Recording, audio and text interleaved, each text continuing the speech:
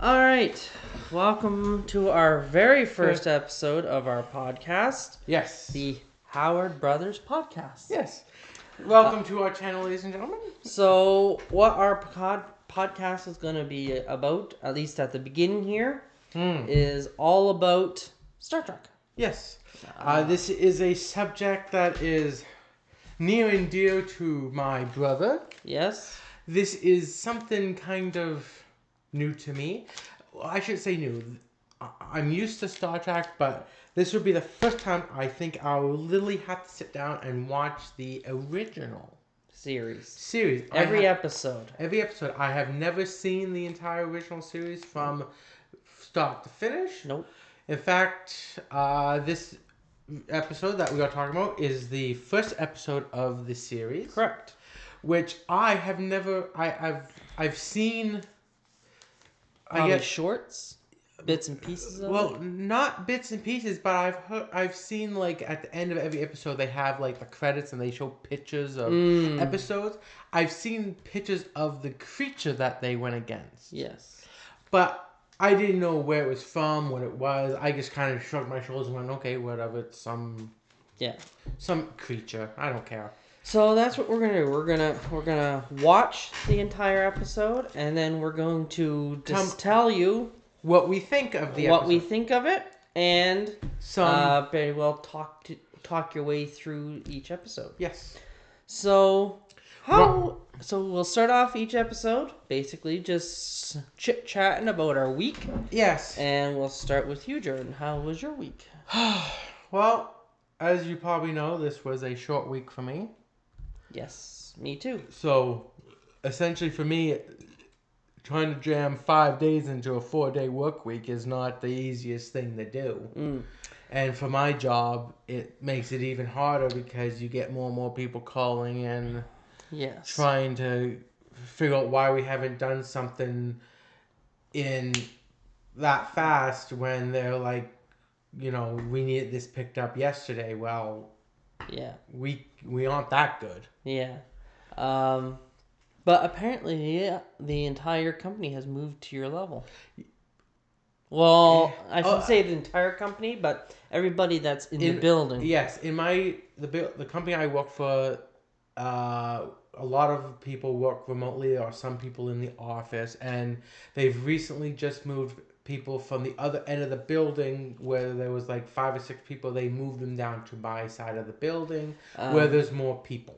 Trying to cut down on their electricity and heating and cooling. Why power a big, huge building that was designed for like 300 people, and there's only maybe 50 in the entire building? In the entire building, why have half the building where there's only like 15 people that's designed for 100 to 200 people? When you can move everyone onto my side and cut half the building off. Yeah, you don't need to heat it. You don't need to air condition it. No.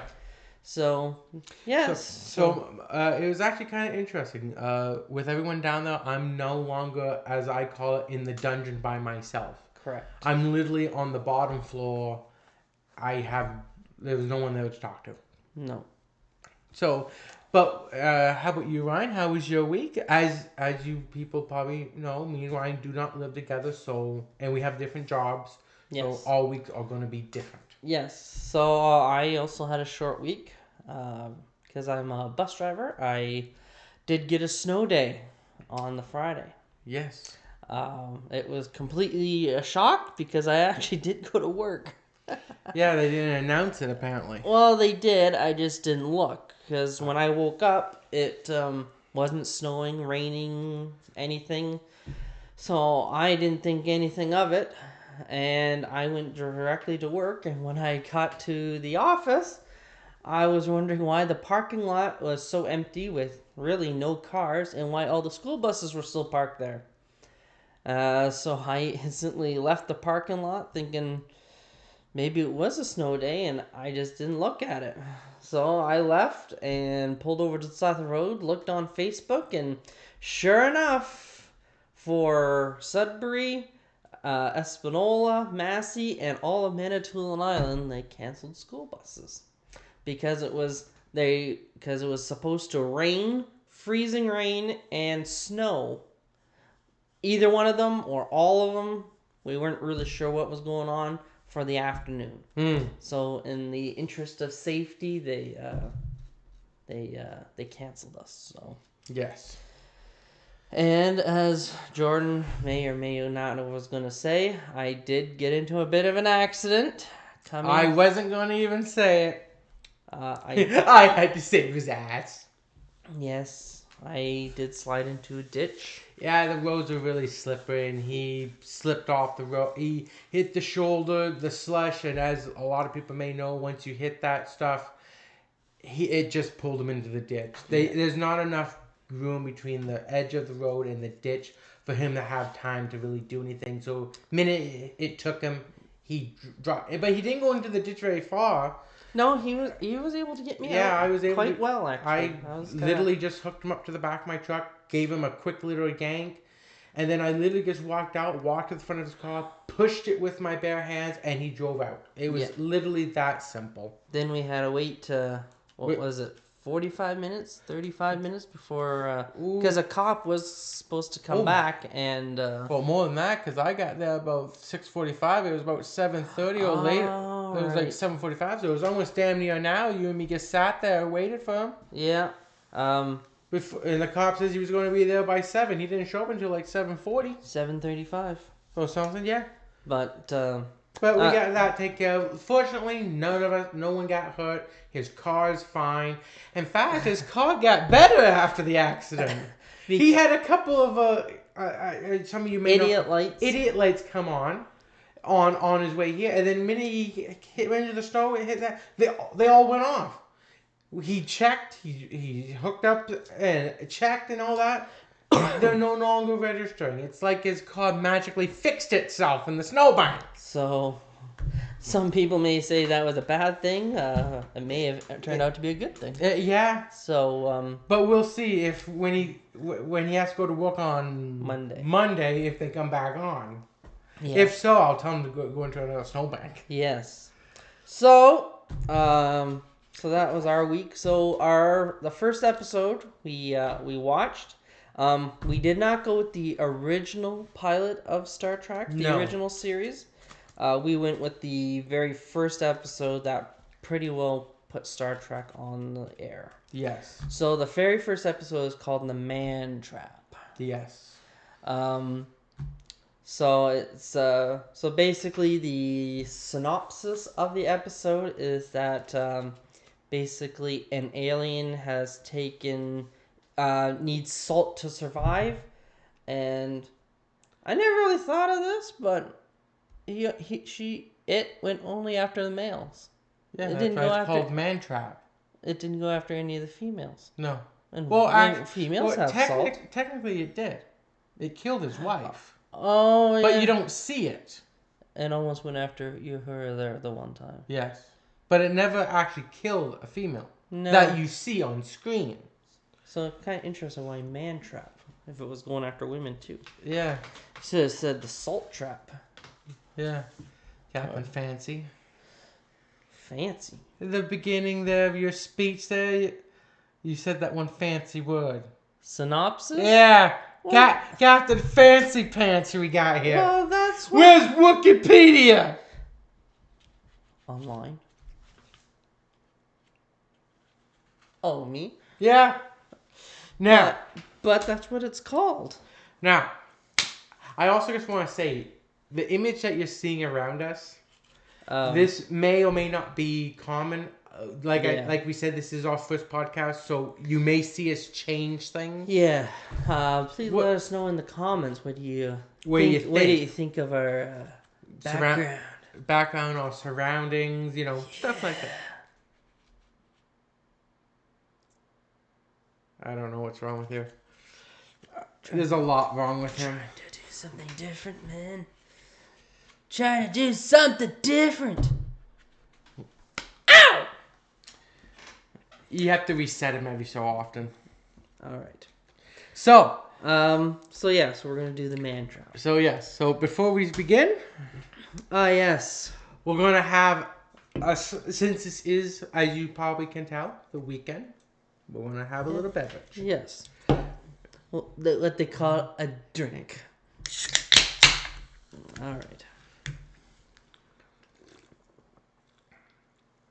Not bad. In case you're wondering, this is Smirnoff Ice. Yeah, more for me than him, but Yeah, I haven't had one of these in years. I didn't think he liked them, but I don't mind them. They're not my favorite. Is there vodka in this thing? yeah. Oh, no wonder why I don't drink them all that often. I'm not a big vodka fan. So, anyway, So we're going to begin our podcast with the man trap. the man trap. Now, So the first part of the episode is a ship flyby. I buy a planet called M113. 113. Well, no, they say M113. Oh, do they? Yes. Oh.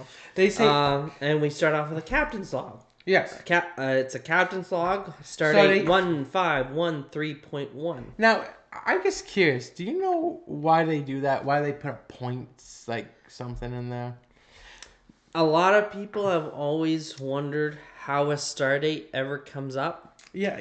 And essentially, what it comes down to is just random numbers. But they did come up with a sort of formula. So it's either the first number or the second number, but I think it only started in TNG. Can't remember if it's first or second number. It's supposed to be the season. Really? Yes. Okay. Well, So if it's like 1513.1, 1 would tell you it's season 1, and the other numbers are just random numbers. well, this must be random because the 1 is probably season 1. I don't know if they did that in Star Trek the original series or if they start with that with TNG. I'm gonna go with it. But we'll find out when we get into season 2 if we go into Stardate 2861.2 or something. I never thought of that. We may have to write that down and keep that up to date. We might. But also, if you notice, and I know this from the few episodes I've watched of this, they never give most planets. They just give a number to. There were some names in Yeah. some episodes, But but it's usually a number. well, because that's how NASA does it usually. Oh, NASA gives that's true. planets, M113 or M268 or Epsilon 523 or something. That is true. So they don't say, oh, there's planet Vulcan, and oh, there's Epsilon, and Sure. there's Andoria or something. Well, we're going to be. Well, the episode begins as Ryan said, the ship flyby. Captain's log. Yep. And- basically saying that Spock is in command. Yes, Spock. And Kirk and McCoy are beaming down. Now, what he doesn't say in his captain's log is that there's a third person going down with him. Yeah. Well, it's essentially it's a red shirt. But he's not in a red shirt. He's in a blue shirt. Yeah, I don't get that. Technically, he is a red shirt. He's like a nobody. Like he's only in the movie. He only says McCoy and Kirk are going down. Yeah. And doesn't say anything about this third guy. No. So so basically Captain's log is supposed to be the log of the mission. So if you're sending this off to an admiral or a commandant or whatever at Starfleet Command, and they're saying, okay, what happened on this mission? Well, only 2 guys went down there, but how did the third asshole end up dead? Yeah. You don't know. Yeah, so he only says him and McCoy go down. Doesn't say who the third guy is. Nope. And basically the mission is for a medical routine, which apparently has to happen every year. Year or so. I think It's he a said- standard checkup because there's 2 people on this planet that's an uninhabited planet. What is it called? The checkered ruins. Yeah, the Archaeology. archaeologists. And basically the female on this planet is a former lover of McCoy's past. And you can definitely tell at the beginning when McCoy's down there, he's nervous about meeting her. They had a fling. Yeah, so on the planet, Kirk and McCoy walk towards these ruins or this building or Yes, whatever. Which, if you actually look at it, looks a little Mayan. Did it? It does. If you actually look, when they walk into I guess the living quarters of the people. Mm-hmm. Just the way the design it looks a little Mayan. Well, if you do read up on these things, apparently Roddenberry was very into gods and stuff. So you'll see a lot in Star Trek things about ancient gods and stuff. Like there's an episode that will be at some point all about the Greek god Apollo. I think I've heard that episode. I don't think I've seen it. A lot of things about gladiators, gods. Well, the gladiator one I know because there's quite a few gladiator ones. Actually. Well, I know the gladiator one because of the one episode with Spock, and he fights Cook. That's different, but same idea. Gladiator to the death. Yeah. But anywho, I thought it was a little Mayan-like. But what I also found interesting was after that point, what's her name? Essentially the female alien. Yeah, protagonist, if you want to call it. But yeah, she shows up, and of course everyone's. And what I found odd was, especially Dr. McCoy with that. He's like, oh, she hasn't changed since I last saw her 25 years ago. And I'm like, okay, if you're a doctor, shouldn't you notice that she hasn't changed in 25 years? Like, well, because he was in love with her, a lot of guys see women the way they want to see them. That is true. And then on top of that, well, they don't see it, but we do. But you pretty much see instantly that she's not who she's saying she is, because every guy sees a different version of her. McCoy is seeing her as he wants to see her. Cook is seeing her, how he thinks she would look. Gray hair, a little bit of gray hair, not a lot, a little bit. Yeah. And a little, but then this third asshole. Yeah, third asshole. He sees her as this 25-year-old blonde woman that he met on some pleasure planet, I'm assuming. But if we go back, Kirk does actually make a joke here about flowers. Yeah. Oh, that I forgot. Yes. Yeah. He before they go into the ruins and talk with Nancy, who is the woman. Yes. He goes and tells McCoy, a woman expects flowers. And McCoy goes, is that how you get all the women to like you? Exactly. And then Kirk says that McCoy made him beam down 10 minutes early because he's wondering why there's nobody there. Yeah. Well, first of all, it doesn't take that long to call down there and say, hey, down there! We're coming 10 minutes early. That's true.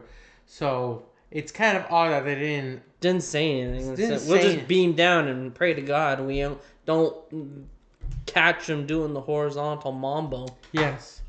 And then after that, the female antagonist comes in, and then they ask to see her husband because they've done her check, and she of course checks out fine. But before she actually comes in, McCoy actually starts to regret the decision he made. To come down there. Well, not just that, but him leaving her originally. That is true. He's thinking that it wasn't probably the right decision.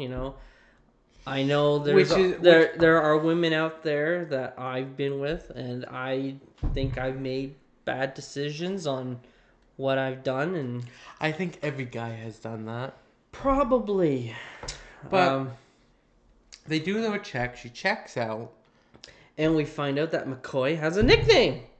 Yes, which, believe it or not, this is the only episode you ever hear.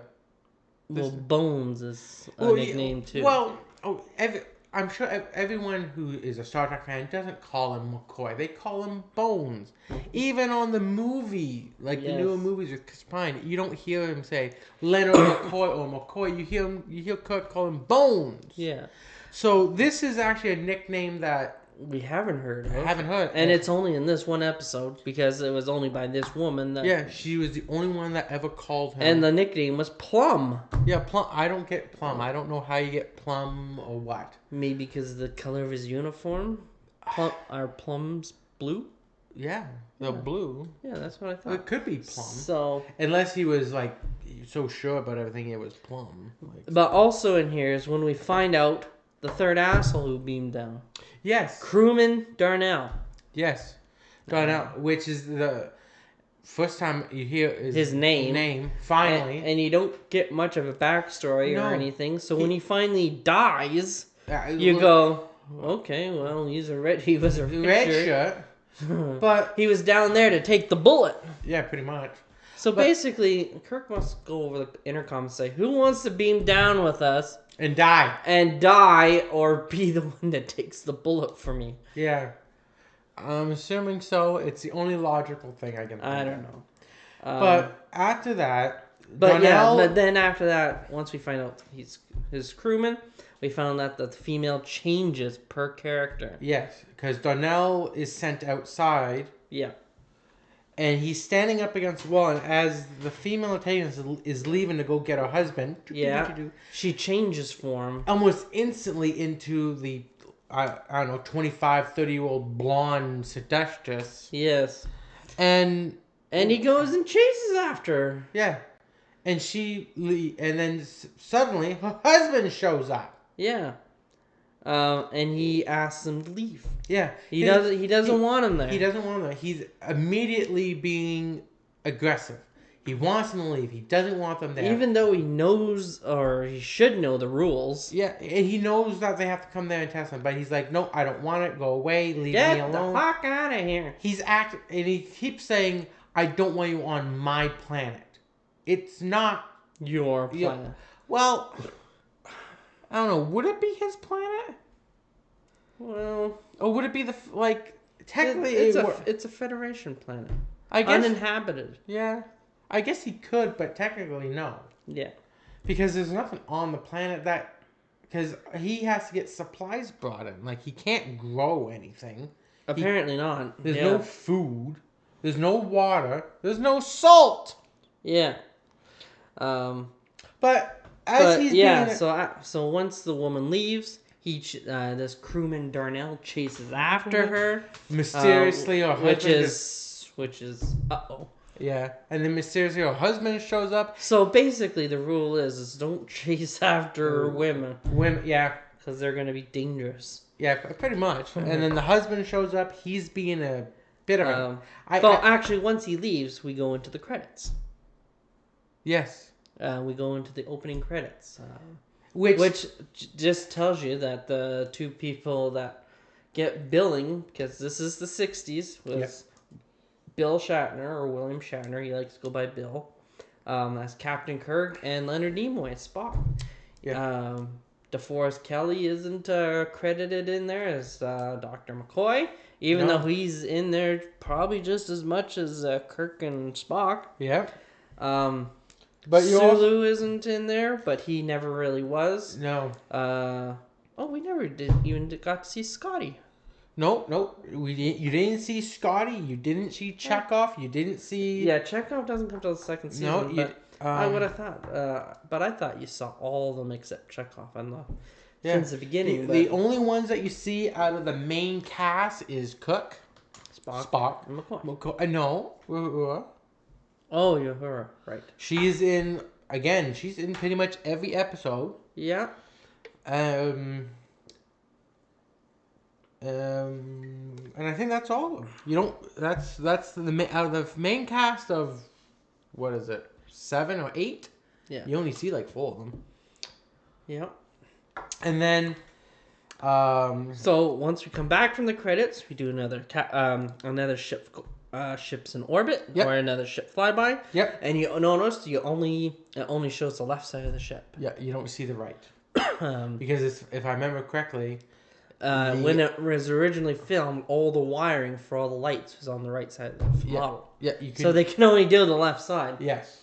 So that's why every time you see a ship fly by, it's always the left side. Yep, and then of course the husband. And then after that, we do a captain's log's additional entry. Yes. He doesn't give a star date. No, he just says additional entry. Yep. Saying that they're beaming down, unaware of the women changing, of any of the dangers. Yep. So basically, we're going in blind and completely clueless. Yeah, pretty much. And you'll see, as we're talking about, there are sometimes you'll see things that like the crew is clueless. Yes.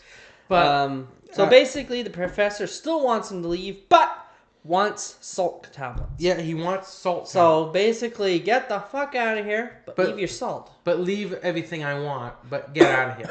No, he doesn't. He doesn't want anything else. He wants at least the salt. Yes. Now, if somebody's they do say on a dry planet you need a lot of salt, which is understandable. Which I don't get. Salt dries you out. Correct. You want water.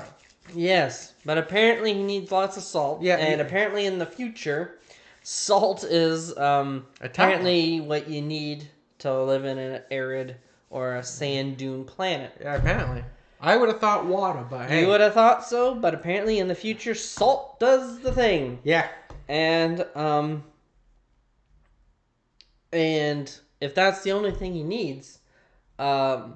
I would be curious. Like, don't you want food? Don't you want water? Don't you want maybe some new medical supplies? Yeah. Do you not a bottle of bourbon or whatever? Like, yeah. No, he just wants the salt, and everybody goes, "Oh, okay, yeah, we'll get you the salt." Yeah. Like, and then as they're doing this, suddenly, you hear the woman. No, before that, apparently the professor calms him down, and he starts doing the medical test. McCoy starts doing the medical test, and Kirk obviously jokes, Plum, how is he? Yes. And apparently he's well. Then we hear McCoy, and so he's young. No. I'm not up.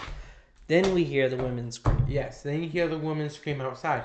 And the three... And obviously everybody comes running. Yep. Darnell is dead with rings on his face. And Cook is the first one there. And he simply says... And apparently McCoy says he's dead. Yep, McCoy... Doesn't scan him. Or nothing. Just looks at him and goes... He's dead. He's dead. And then Cook... He does touch him, though. So maybe he checked for a pulse. He could have. But you got the medical thing right there. Just go. And then Cook picks out a thing out of the guy's... Oh, did he? I didn't see that. Well, he picks it out and he says, oh, he ate. That's how they knew he ate that poison plant, because Cook picked out a bit of... Yeah, I can tell that's a plant. I'm not a botanist. But the biggest thing is you're seeing rings around a guy's face and he's dead and you're not sure how, but it's like, let's touch him. Mm-hmm. Like, what if it's transferable? What? Yeah, like doctors today, they put on gloves, they put on aprons or whatever. Especially gloves. If you see blotches or something on your face, if you don't know what it is, you're gonna get all gissied up before you start touching or prodding. Yeah. But but apparently in the future they don't. They just bare skin it. Yeah. So after they find the body, apparently he fell. I don't know from where. Yeah. And the husband, or Dr. Crater, thinks he ate a plant. Very astute observation. Ate a plant that was poisonous, apparently. Which... yeah. And then at this point, Cook, I'd like to say, kind of starts pushing on the wife and husband a little bit, because he wants to know, how did my crewmen die? Cook, I find, is very much one of those captains, when you hurt his crew, you hurt him personally. Especially in this episode, I found he was a very aggressive. Yes, he was. Not in so much. I don't. Well, not maybe physical. Maybe I don't remember the other episodes too well, but I don't remember being as aggressive. He wasn't. In this episode, he verbally aggressive. Yes, he wasn't physically, because if you watch the series, Cook's era was very physically aggressive. There was a lot of fighting. And it wasn't like phaser to phaser. It was fist to fist. A lot of fist to fist. Fisticuffs. Yes. But in this one, he didn't do that. It was more him... Verbally trying to figure out what's going on. Why is it hurting my crew? He's really pushing. So after he doesn't get much out of her, No. or him, I guess. Yeah. Kirk ends up beaming everybody, him and McCoy and the dead crewman back up. Unfortunately, the dead crewman back up. So back on the bridge, Spock tells Uhura her last log wasn't that good, and she ends up walking down to him. She tries to start a conversation. Yes. She starts flirting with him. Yeah, which is kind of curious because It doesn't go anywhere unless you watch the new Star Trek. Yeah, where they do. But in this, it doesn't really go anywhere. But you can also see going down there. She's trying to start a small talk, and she goes like, "Tell me I'm beautiful." Tell me what it's like on Vulcan with the moonlight and all Yeah, and then the funny thing is, Spock goes, "There are no moons on Vulcan." Like, if you watch it, Spock is true Vulcan mindset, and it's just like he's like, I don't get that. I'm not following you. Yeah, he's looking at her like, why would I start small talk? My people don't small talk. Yeah, they don't do a lot of that. They don't do small talk. Apparently, they don't have any moons. And then she goes, "Well, that explains why you are the way you are." And he's like, "Okay." And I don't get that. Yeah, he's like, I don't get what you just mean. Like he doesn't understand sarcasm. And then just after that, he gets told by some flunky in the transporter room that everybody's back aboard, plus one dead body. And he goes, okay. And Uhura stops, looks back at Spock and goes, don't you care it could be the captain? Like, you can see the crew cares as captain, and she knows Spock and Kirk's relationship are very, very good friends, but Spock is also very Vulcan, so he's like, me showing emotion or caring isn't going to fix anything. But you can also see he does show a little bit of like. I think he shows more of it later in the episode, and I'll try and remember to tell you about it when it comes up. But apparently he just tells her like the transporter room is well staffed. If they need my help, they'll let me know. And then he's also able to pull up rather quickly in the computer system the poison plant. Apparently so. That's a little bit later. No, he actually does it as they're sitting in the hospital.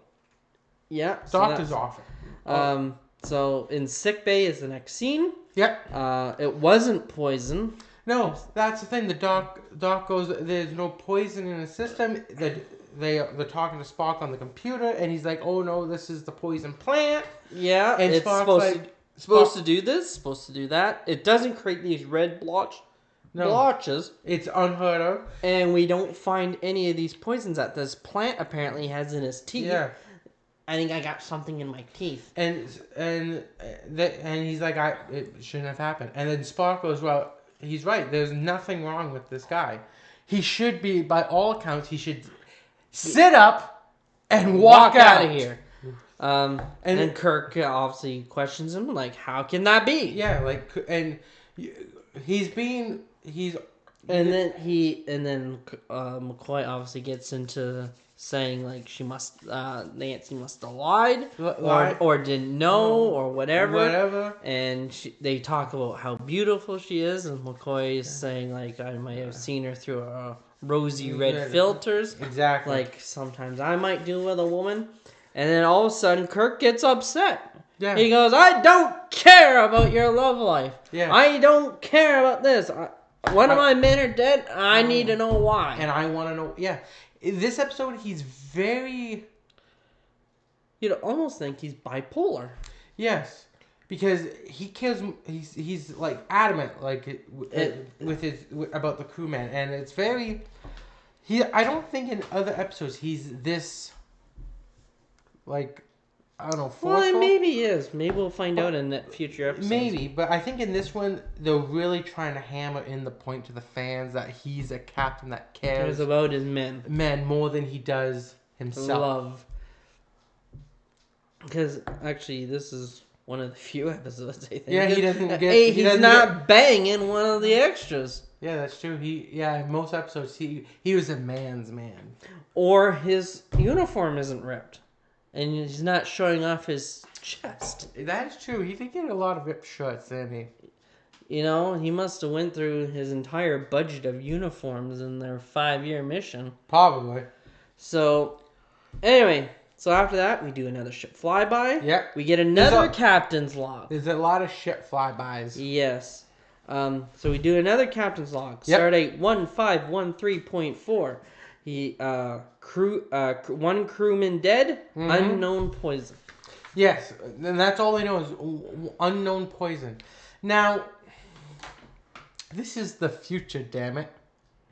You're telling me they can't figure this out? Apparently not. Apparently they're just Now, as good as doctors of today. Even today, 21st century, doctors still come in and ask you, "Oh, we don't know what it is, so we're gonna do 300 tests on you and pray to God one of them tells us." Yeah, and I don't get that. In the future, They do, instead of 300, they gotta do 600 tests because they can obviously do more tests in the future, and hopefully one of them will tell us. Yeah, well, that's all you can fucking do is hope. So anyway, so we do the captain's log, unknown poison. We're on the bridge Again. Kirk jokes that this guy named Oze, I think his name was. Yeah, he was another. Whatever he was. He was another captain on a ship, and because he I don't know if he was a captain or if he was on was. Starbase. No, he was a captain. Apparently, he wanted to know when they were going to be there Because Kirk had supplies for them. He told Uhura to tell him that he'll get his chili peppers when they get there.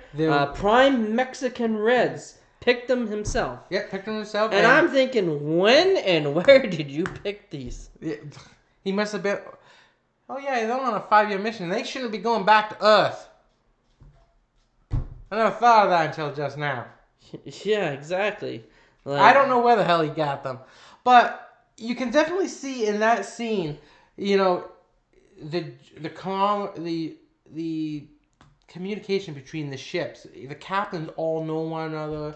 They rely heavily on each other for supplies. So there must be like 12 ships in the entire galaxy.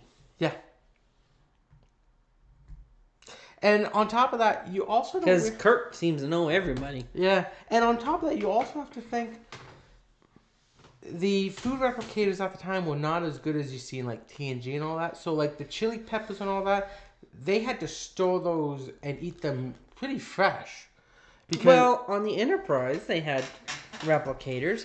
All you had to do was slide in this little card reader. Yeah, I don't get... And push a bunch of buttons. And the food automatically applied. Yes. But they didn't have a chef. No, but I think on top of that, you also had to eat the food pretty fresh because I don't think they had a way to store it to keep it fresh, I think. Maybe. Who knows? So after that, we find out that these doctors, so this Dr. Crater and Nancy woman, have been on the planet for 5 years. Yep. But they have noticed that there has been a drop in output. Yes, because they were down there archaeology digging up artifacts and shipping them out, and they've noticed lately that the tonnage has been going down. So they're not digging as much or finding as much stuff. Yeah, essentially. But what I find more odd than that is they've been there for 5 years and they're saying, "Oh yeah, their tests come back the same as before." You're telling me in 5 years nothing's changed? Apparently this is a very healthy planet. Apparently. I just find it odd that in 5 years, all the digging that they're supposed to be doing and everything, that they haven't gotten sick, they haven't gotten a little healthier. They haven't even got a cold. Yeah, nothing. I just find that very, very, to me, strange. Yes. So apparently, while they're also on the bridge, McCoy summons Kirk. Yep. Doesn't want to say why. Why he needs them, or what is the problem But- over the speaker. But him and But why? I Is guess it like a big like a big ship secret? apparently. But Cook and Spock go down, Yeah. and So they go into sick bay. McCoy finds that Salt is gone, completely gone out of the body. completely. Now, if How he didn't catch it in the first one, who knows? But yeah, and on top of that, as people know, the human body does require salt yes, to survive. yes. Now, eliminating all your salt is, of course, deadly. But you got a point. You're telling me it took him however long to figure out, hey, there's not a drop of salt in this guy.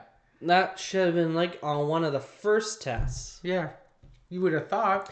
You know, because we've been to doctors before. Oh, yeah. And they have a whole list of things, you know, how is your potassium? How is your... Now, I should say, Ryan's gone there. I've never had a physical. I've never had blood work done or anything.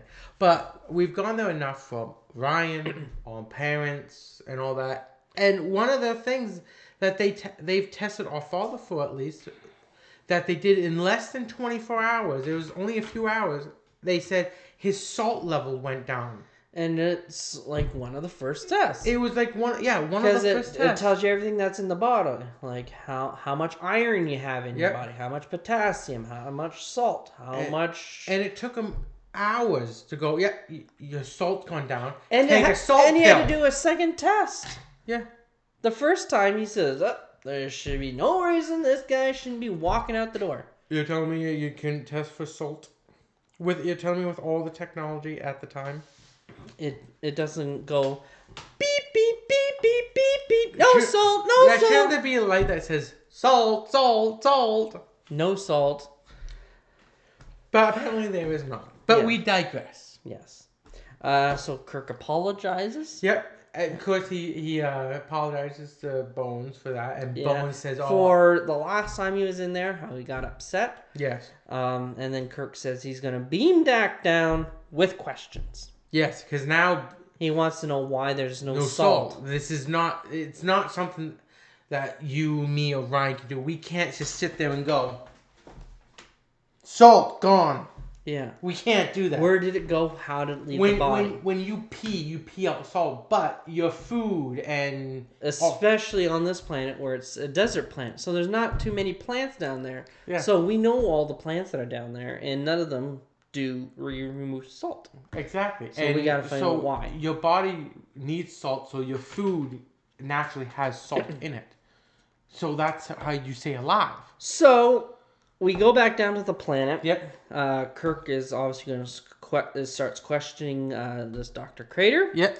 So you go back down to a planet. You And- already lost a man. But he comes And- down with 4 people this time. But so you already know you went down there. You lost one man. Yep. He got killed. Yes. So I'm going to go back down to that same planet, unknown of how he died or Yep. the dangers, and I'm not going to bring any security with me.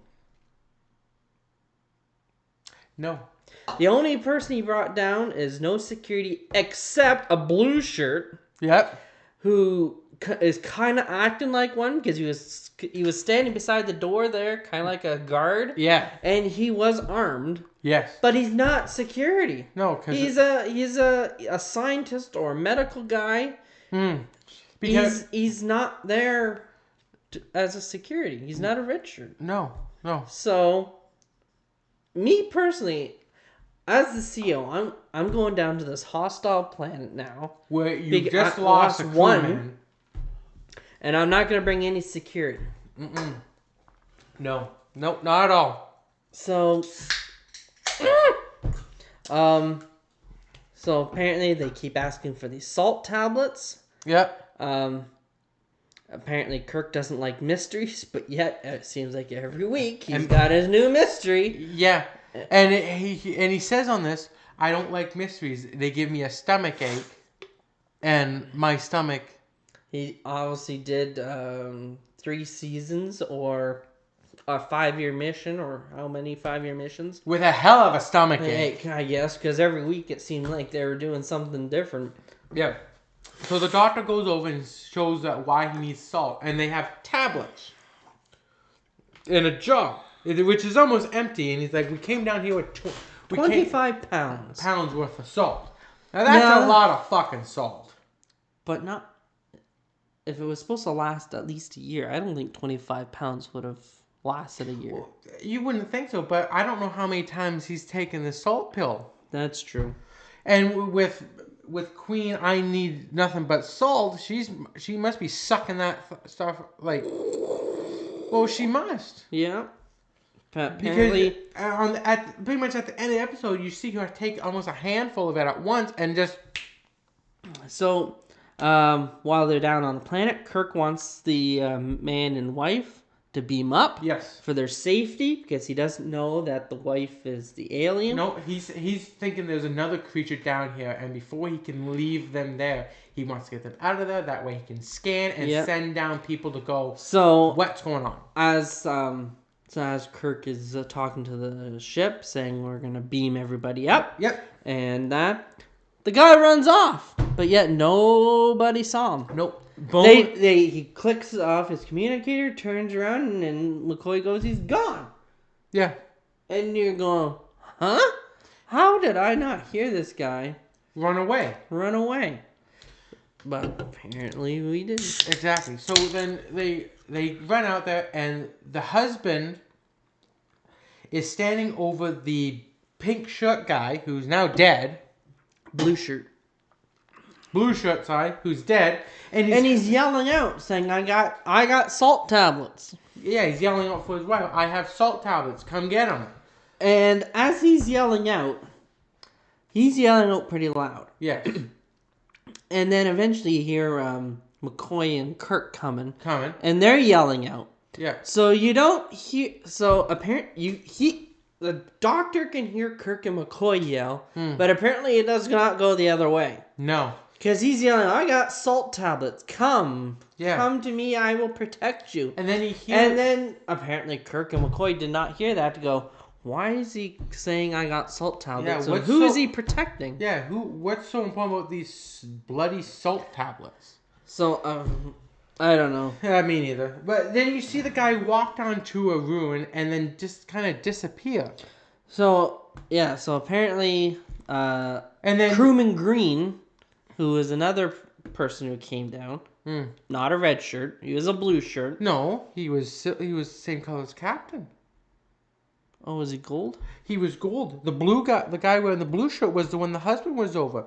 The other guy had a shirt just like Kirk. Okay. So he must, and unfortunately, I don't know the color of what they mean in that scene, because... starting with TNG onwards, Command was red. Operations or engineering were gold. And then medical or science stayed blue. Okay. In this series, they made it that Command was gold. So that means that guy that was dead must have been a command of some kind. Was in the command ranks of some kind. Maybe he overlooked or oversaw a department of some kind. And then it was gold was command, blue stayed as medical, and then red was engineering security. Yes. So that's how it went. So the gold and the red flipped when it went to TNG. Yes. And that. So then you see for the first time the alien woman change her shape into the Crewman Green. I call her a shapeshifter. That's technically not what she is, but... Well, I guess in some ways you could say that, yeah. Yes, I called her a shapeshifter. That's technically not what she was, but for me to understand it better, I called her that. Yeah, so then she goes and meets up with Kirk and everybody, and they all beam up. Yes. Now, when they beam up to the Enterprise, I noticed almost right away that now if I was just walking into the show, and I just popped in and that's the first episode I see, the first thing I'm thinking is, why is that guy walking the way he is? Well, when they beam up, they are obviously in the transporter room, and Kirk and team, Kirk orders a ground search team. Yeah. Now, he just told McCoy that the ship can search this entire planet from orbit and find a match. Why are we sending a ground search team? I have no idea. The ship obviously can do it better. And faster. And faster, I guess. But apparently we got to do this ground search team. Yeah. And then Kirk orders McCoy to sleep because he obviously looks awfully tired. Yeah. And then... and he tells Transporter Chief that there's a body down there. The blue guy, because they didn't find Crewman Green. He was hidden somewhere else. So the blue guy's got to get beamed up. And they said they'll take care of it. Yep. In the hallway, this is where Jordan is. Yep. Or is starting to walk. No.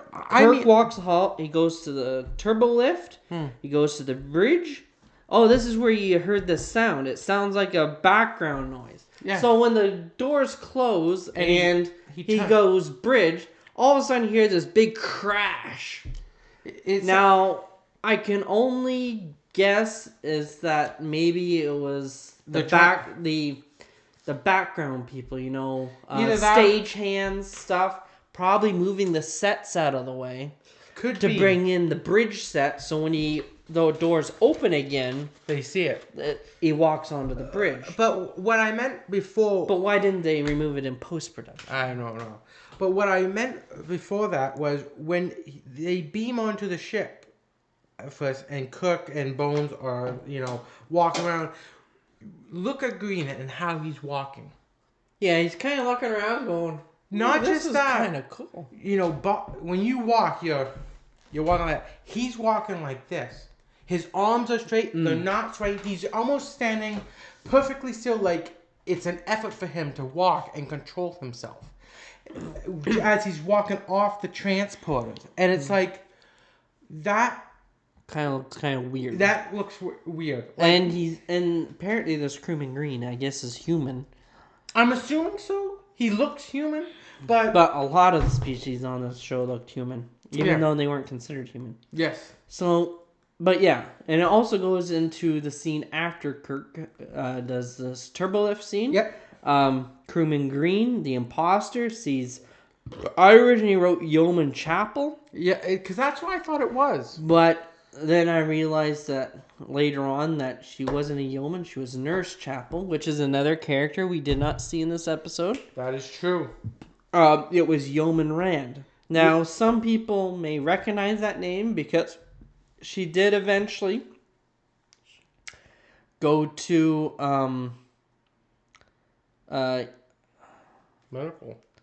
No, she didn't do medical. She stayed in the command structure. And she went to the most notable one I can think of off the top of my head right now is she went with Captain Sulu in episode 6, The Undiscovered Country. She was communications. Yes. She was the XO. Yes. And I'm wondering if she went on to the Enterprise B. I'm not sure. I can't remember. She did do a bunch of other stuff that was not always on screen. But she did. But the biggest one on screen was her time on the Enterprise on Sulu's ship. Yes, because the actress who played Yeoman Rand didn't last very long on Star Trek.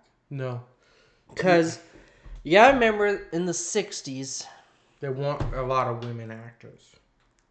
Well, there was some, but they weren't. But they weren't treated that well, and they didn't have a lot of rights. No. So men sometimes sexually harassed them, or abused them, whatever. Yes. And she apparently went to somebody, and said somebody on Star Trek's. I can't remember what they did, whether it was assault or harassed or something. So instead of believing her and doing something about the guy, they just booted her off the show. Yes. It's unfortunate. And you actually see on this episode with her, guys. Or Googling her. Yes. And she was a fairly attractive woman, Yes. probably for the 60s. She was blonde. Yeah. Most blonde women are beautiful. I usually fall for them myself. But you see her, and she's standing there with a tray of food. Yeah, and she's eating off of it. Yes. And she's going to It's like a waiter coming to your table, and you find that there's 3 bites out of your sandwich missing. Exactly. And you see your waiter chewing. Yeah. Like, so she's holding the tray, and up comes this imposter of Crewman Green. Well, I'm just gonna call him Greens right now. Greens show up, and he's eyeballing The food, or the salt. And the salt shaker. And Green's making, what's her name? He's kind of drooling over the salt. Yeah, but she's thinking, oh, he's being weird towards me.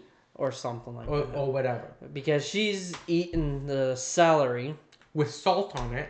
And Green is eyeballing that salt like he wants to do something nasty with it. Yeah, so she gets into the turbo lift. And just before the doors close, he jumps in. Now, me, if I'm somebody in that turbo lift, even if I'm Rand, and I see somebody who's standing there and then jump in at the last minute, I'm going, something's wrong. Why did you do that? You were there with me. I'm gonna immediately tense up because I'm thinking, okay, he's trying to hurt her or something, so I'm gonna knock his teeth out or something like or something. But they don't do anything. They just kind of like, oh, okay, yeah, whatever. So they go up. So we go to a bridge scene after that. Yep.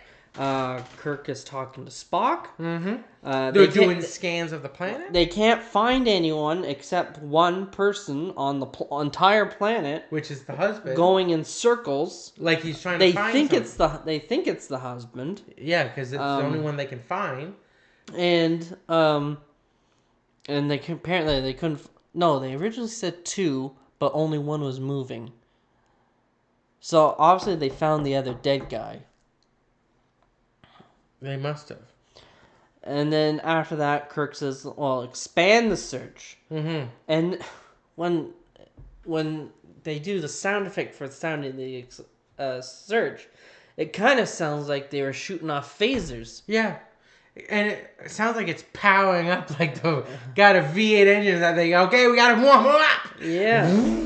So it was a very weird and kind of a funny sound. And I'm almost thinking they're trying to do this to try to make like they're trying to make it sound like it's in the future. But as far as I know, this is like the only episode I can think of where they do these kind of sounds.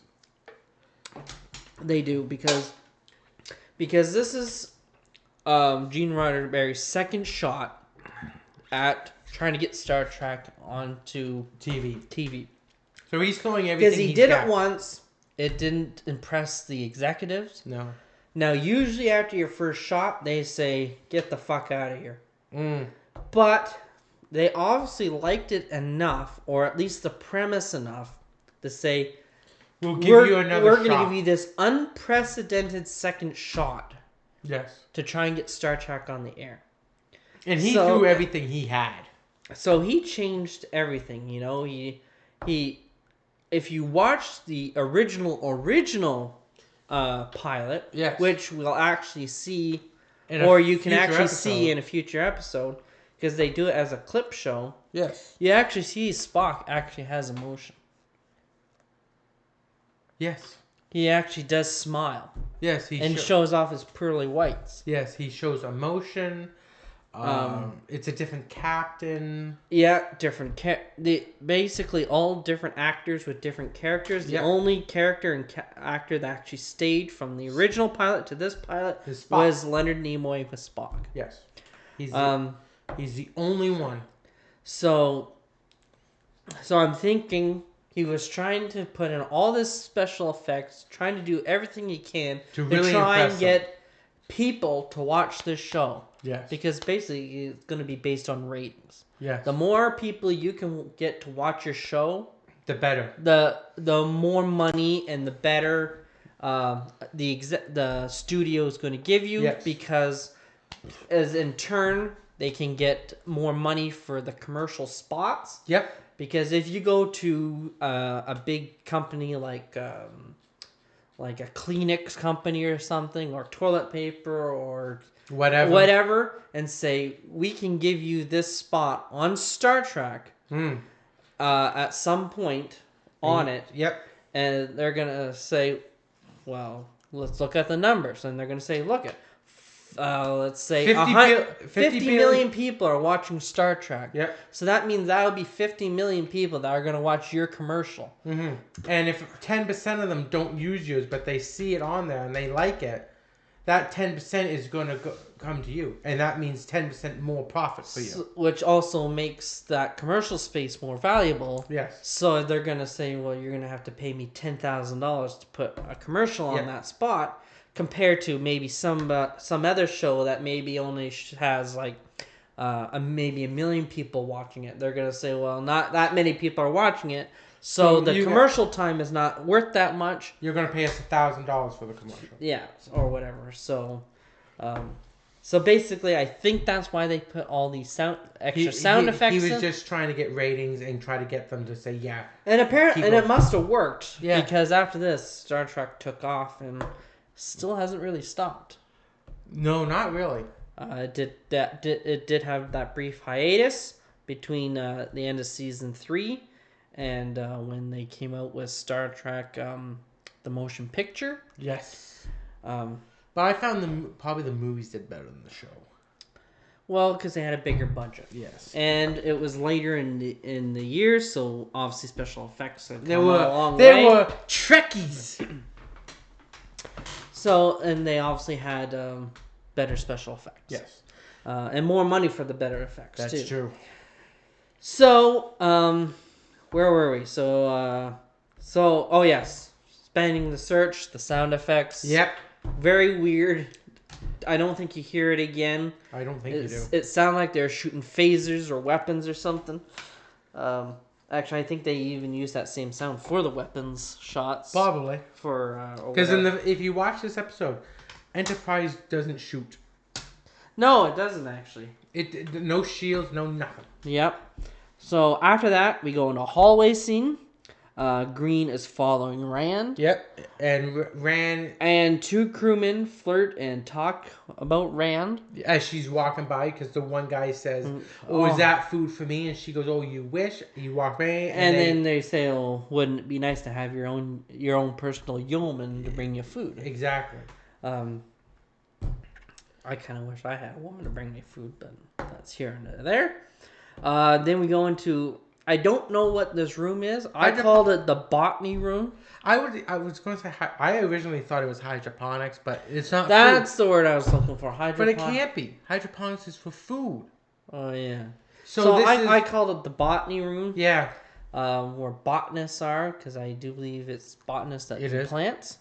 There's a bunch of different plants. And this is the first time... So Rand walks into this botany room with the food, and it's the first time we see Sulu. Mm-hmm. And I wrote down here, is Sulu a botanist? Which I'm not sure. He was the helmsman. You always knew him as the helmsman. But apparently in this one he started off maybe as a botanist, or maybe this is a second job. Yeah, because at the end of the episode, he's up on the bench. But he's at the comm station. Oh no, at the very end. Yes. Yeah, at the very end. Yeah. So maybe this is a second job. His main passion may be a botanist, but he's sitting there. He's eating the food. Yeah. In the hall. But before that, in the hall, Green is slowly walking down the hall. There's 2 people working there, and he's slowly walking by. And no one's noticing. Like, he's walking around almost like he's lost. Like he's not sure where he is. And then he turns into the door where the botany room. And when he walks to the door, he does this. Yeah. Like almost like Frankenstein's monster, you know. Ah. Well, he's putting his hands up there because he doesn't know how the door's open. And then it opens, and he walks in, and both Sulu and Rand look at him, and Sulu says, "Green, like, what's up, Green?" Like, he knows who he is. And Green's not talking. And he doesn't do anything. He just stares at the food and doesn't talk. And no one's like, is going like, okay, why is he acting so weird? What's going on? I wrote here and I said, what? So if somebody walks into a room and you say hello or how are you or what's going on, and they don't answer you, and all he does is walk closer and closer and to you, and just looking, and he's not looking like this. He's going. I'm going to be going like, hey, what's up with this guy? He's got his eyes wide open and he's looking right at it, and it's like, to me, it's like if Ryan's sitting down and I come walking into the room and I'm doing this, looking at him, and he goes, "Hey, Jordan," and I'm not talking. His first instinct is, what's wrong with him? What's wrong with Jordan? There's something wrong. He's not answering me. He's not saying hi. And if I'm on a starship... He's not waving. And if I'm on a starship, I'm going to be calling a doctor saying... Or a nurse saying, "Hey, can you come in here? I got this guy staring." Like, he's acting weird. Like... But apparently it's pretty common on the Enterprise, I guess. And then just as he's doing that, and it's almost like he's getting ready to lunge for the salt, the plant goes weird. A plant behind them starts acting all weird. And Green immediately gets scared, and he's walking out. And as he's walking out of the room, he does this. And neither one of them in the room go, "Why is he doing that?" That seems... Yeah, and he just walks away. And he looks around like he's lost or unsure. And then I wrote here, shouldn't somebody call this in and or maybe follow this guy? Like, Green's acting. And be sure he's all right? Yeah. No, they just kind of leave him like, okay, whatever. Well, that's normal for him. Yeah. And then after the door's closed, Rand says maybe he's getting space happy. And I'm thinking... What the fuck? Is space happy. What the hell? He isn't smiling. No. He didn't have any emotion on him. He was scared. He was frightened. He was crazy. Maybe that's how they're space happy in the future on the Enterprise. And then just at that point, as he goes out, so we're back in the hall. Yep, and Uhura's there, talking. She comes out of the turbo lift. Thank you. And Green obviously changes. So obviously can set. Oh right, because Uhura's talking to some engineer or whatever, saying something about her door. Yeah, and he can almost like you kind of telepathy that he can see into a person's mind and see what they're thinking about. So he changes into this engineer, I guess. Black engineer that apparently she was thinking of, or was thinking of. Knows or was thinking of, or whatever. This big hunk. Yeah. And she's looking at him, and she doesn't recognize him. No. And all of a sudden, this alien or whatever he is, talks in a different language. Yeah. He can talk in Swahili. Yeah, and she starts speaking Swahili back to him. And she doesn't think that anyone on the planet or on the ship knew it.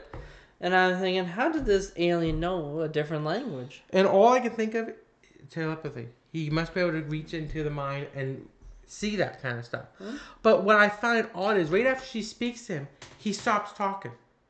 He doesn't continue the conversation in Swahili or nothing. And then you start hearing that Uhura gets called to the bridge multiple times by Kirk. She doesn't answer anything. And then this black guy, who's the alien, starts coming after her with his hands up, almost like he's gonna strangle her. And she's just standing there, and you can see she's fighting, and she's moving backwards, and he's slowly reaching his hands up, almost like she's gonna choke her. And she doesn't scream. And then just as this second or third time that they say, oh, we're headed to the bridge, out comes Rand out of the botany room. with Sulu. And then it's almost like it snaps her out of it, and she goes running down the hall and hits a button that says, we're on our way to the bridge. Not saying, like, A some guy guy almost attacked me. Some guy doesn't scream to say, help. Help! Like to Sulu or something, like, hey, this guy's Yeah, he's trying to gonna hurt hurt me. me. This guy's trying to choke me. Doesn't say anything, doesn't scream, nothing. Gets on the turbo lift, goes up to the bridge. Once again, it must be very common on the Enterprise to get strangled. I guess. Or attacked I guess it's common to be attacked or strangled. on the Enterprise. Unless she likes being strangled, I don't know. Come to the Starship Enterprise, where you will be attacked by every male On the ship. So, who knows? She walks away. She says she'll go to the bridge. Of course, you can see she gets in the trouble. She looks back. She's startled. She's somewhat afraid, but she doesn't say anything to anybody.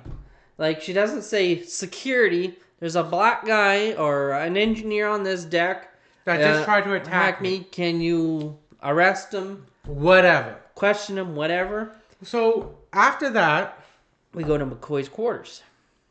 No. Yep. He follows that guy in that suit. That's later. McCoy's quarters. McCoy can't sleep, so he calls up to the bridge. Yes. And Kirk jokes to take one of those red pills that you gave me last week. You'll sleep. So in other words, Kirk was having trouble. Bones gave him something to sleep, and it made him sleep. So McCoy turns off the screen. He was going to pop one of the pills, but then he goes, nah. Yeah. And outside of the door in the hall, the alien walks out of the turbo lift, follows another crewman. Yep. Which is the one you're talking about. Wearing some I don't suit. know. I don't know what it was. I thought it was a spacesuit at first, but it's not. And it may have. And it could be. But then you see the crewman then walk we go down to the hallway. Yeah. And he just follows them. Yep. Then we go to a bridge scene. Yep. You can't find anyone except the male professor or Yep. the male creator. Kirk tells Uhura to keep a tight fix on us. Because they're going back down. And I'm thinking, why not bring security with you? It's just this is the third time Yep. that you've gone down with no security. The first time, fine. You didn't know about it. You lost a crewman. Second time. You knew. You brought 2 extra guys, and you thought, okay. And one is dead. You didn't know the second one disappeared. But you still lost a crewman. Yes. So I'm going to go down a third time. This time, with no security. With only you and Spock are going down. But this the is... CO and the XO, the 2 most important people on the ship, are going to go down alone. To a dangerous planet. That you're not sure who's killing your people. And bring no security. Now, this is... But I will say this is the first time where Cook says, keep a close eye on us. Because the minute you hear... Because he wants to know that before the transmission goes silent and he yells for help, he wants a full contingent of security men on the planet. On the planet immediately. Now, I will admit, this is the first time he said that, and I'm like, okay, fine. Like, but still, you should be bringing them with you. Bring 1 or 2 with you. You gotta have you know it's dangerous. You lost 2 that you know of. Yes. So, but he doesn't. Now he's also eating while he's doing this. Yes. So he finishes eating. He puts his tray on a plate on a tray that a woman's holding. Another woman. Another yeoman. Yep. And they beam and they go to the planet. So back in the hallway, the alien is walking down the halls. Yep. Happens to run into McCoy's quarters. Yep. Which is room 3F-127. Yes.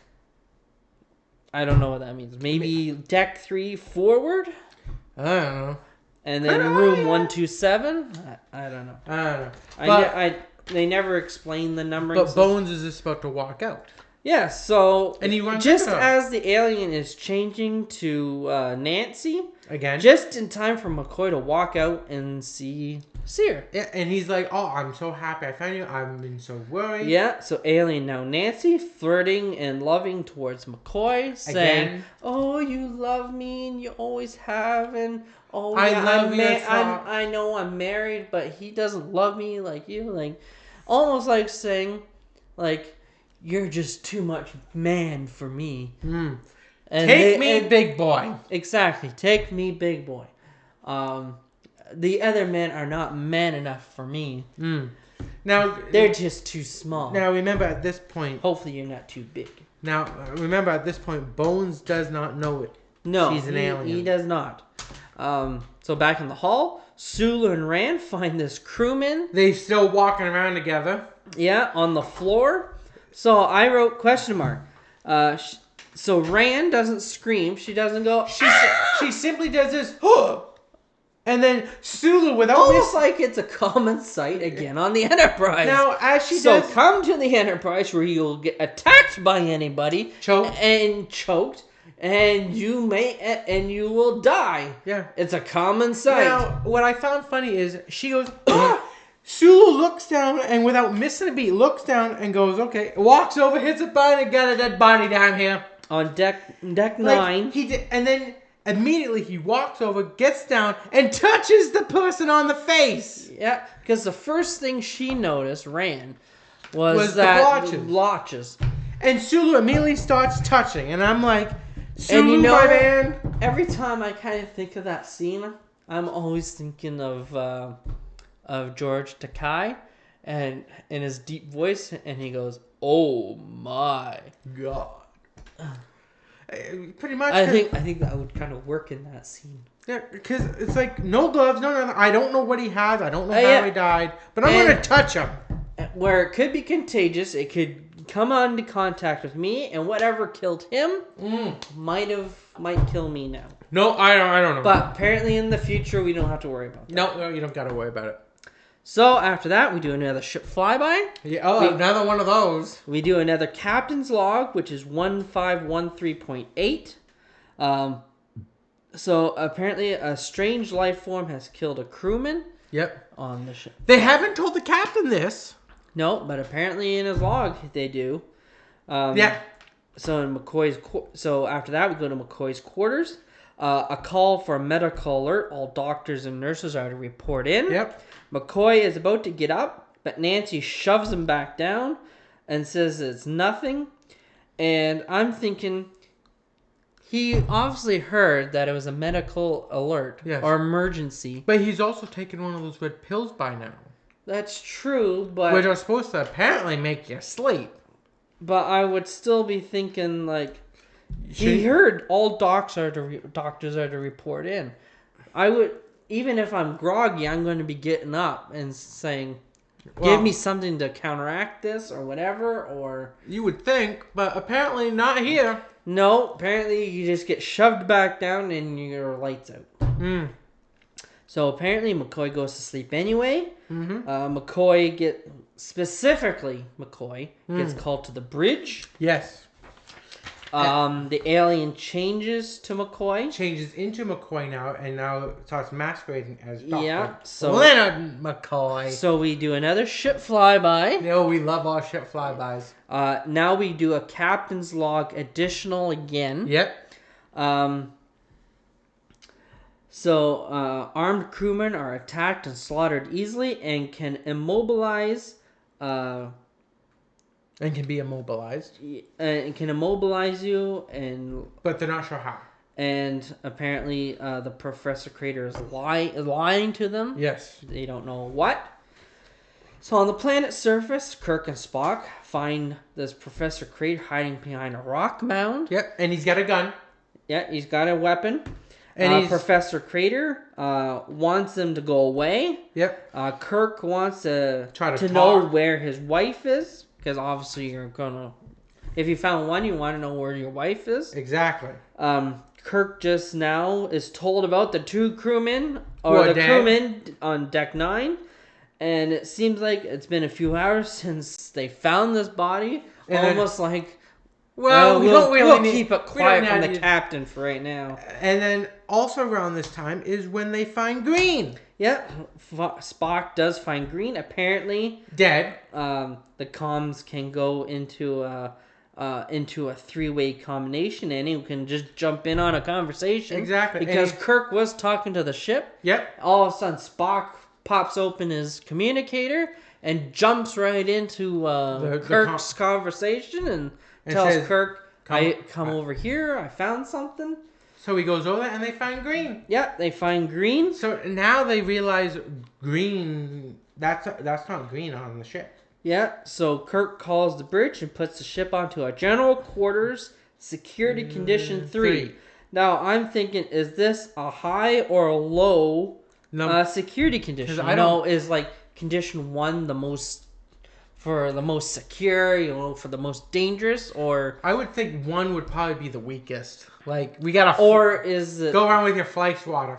And since we don't know how high it goes, is like 3 the most toughest or the whatever? Nah, it's hard to say. So we don't know that. No. But it doesn't really explain to say like condition 3 is like better than 1. I would say yes. So the ship goes to red alert. In the hull, everyone just starts walking faster. They just start walking faster. It's not like they... like they're in a big hurry. Yeah. Sewell calls GQ3 intruder alert. Yep. With DQ3 for general quarters 3. General quarter 3. So on the planet's surface, Uhura confirms GQ3 and asks if they need any assistance. Cook says, No. Now, just the CO and the XO on the planet. We're good. Two most important people.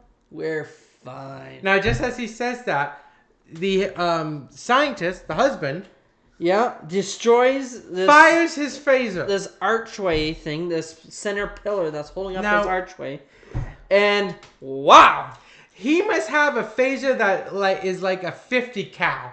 It has this big, huge explosion. Shrapnel doesn't affect the captain at all. It doesn't hit him. Even though it didn't rip his uniform, no, it didn't hurt him. And he's literally standing probably less than 10 feet away.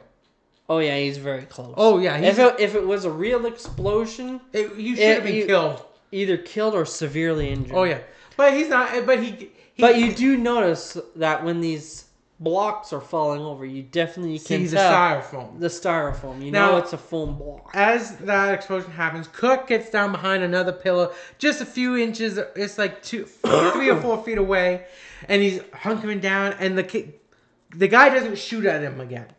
No. Now Spock comes crawling over. So when they get back together, Kirk says he's going to keep his weapon on stun. Spock on one setting higher. And I'm thinking, now isn't that kill? Yeah, and Cook says, "Oh, is it Spock that says it?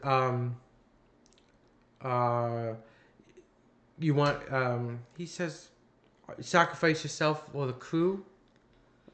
I think it was Spock, because Kirk says that the Professor Crater isn't trying to kill them. He's just trying to scare them. Yes. And I'm thinking, well, that shot that he did towards you was pretty close. And if it was a real explosion, you should be dead. You should be dead. And then I don't know how much scary he's trying to go by. And then at that point, Spock literally puts his finger up, points at a spot. Yeah. Cook looks, nods, and that's it. And then Spock crawls away. So Spock and Kirk split up. Spock points somewhere, and Kirk looks surprised and goes, "Oh, that's a good idea." And that's it. Like, they don't say what their plan is. Where are they going? What are they doing? Who's gonna shoot? Who's gonna fucking take the shot? So they split up. So we go back to McCoy's quarters. Yep. Fake McCoy is on the bridge. Now I asked, why is Sulu at comms and Uhura is at science? I would have the more experienced communications officer at comms. Yeah. And if the science station you need it, Sulu should have been there. Yeah. And then McCoy drives on the bridge. And he's quiet. Yeah, and he stands there for a couple of minutes, lets them kind of talk. And I find him very quiet. Yeah. Which I kind of thought was kind of weird. And Because if anyone knew Dr. McCoy, he's pretty talkative. Yeah. And at the time, as he's listening, Uhura and Sulu. No, the woman, Oh, the blonde woman, Rand. Rand. They're talking. Oh yeah, about how Crewman Green there was, and then Uhura was saying about the black maintenance guy, and they're like, they very weird, very odd. Could it have been him? And it's like, now you guys are talking about this. And now you guys are wondering. And then they finally noticed the doctor. Yeah. There. Oh, look it! There's the doctor. Like I didn't see you there before. And then the doctor goes, "Oh, so what kind of creature?" Oh yes, because he doesn't know what this thing is. No. So he says creature, and the three of them go, creature? Like, they're kind of going like, we don't know what this is. How do you know it's a creature? Yeah. And it's like, shouldn't that be like a red flag? Can't you put two and two together? Now, granted, we are watching this, so we probably know more than them, if you want to go in that way. But still, it's small red flags that are popping up. Shouldn't enough red flags become a green flag to go, wait a minute. Yep. How do you know that? We don't know that. The captain doesn't know that. Yep. So after that, we go back to planet surface. Yep. Kirk and Spock are moving around. You know, Kirk, he's moving around like he's trying to dodge explosions. Or trying to make sure he doesn't get seen to be shot at. On the planet, trying to get into position. But nobody has said what the plan is. No, you do not know what the plan is. They have not said anything. As far as we know, Cook is running around, crawling around for the sheer joy of running around. Yeah. And then he finally gets on the ground. He gets underneath this little pillar that's leaned against another. And he crawls. And as he's crawling, you see the communicator flap on the back of his uniform. And it's flipping back and forth there. And I'm thinking, well, as soon as it opens, it automatically opens the channel to the ship. Yeah. But apparently the crew are not going, why is he constantly contacting us? And then cutting us off. Is there trouble? Do we need to send down the security force? Yep. No, we aren't going to do that. But he gets to a certain point, and then he finally Spock gets to a point, and Spock puts his communication open and goes. Yeah. And Kirk goes that he's set. Set. Nobody knows the plan. Yeah. What are you set for? Are you sacrificing yourself? Are you going to be waving your hands in the air going, oh shit, we're going to die? You don't know. You don't know. But Spock then... But he's set for something. Yeah. So Spock yells out the husband's name. Yeah, so Spock distracts Kirk, or distracts the professor. He whips around and Cook shoots him.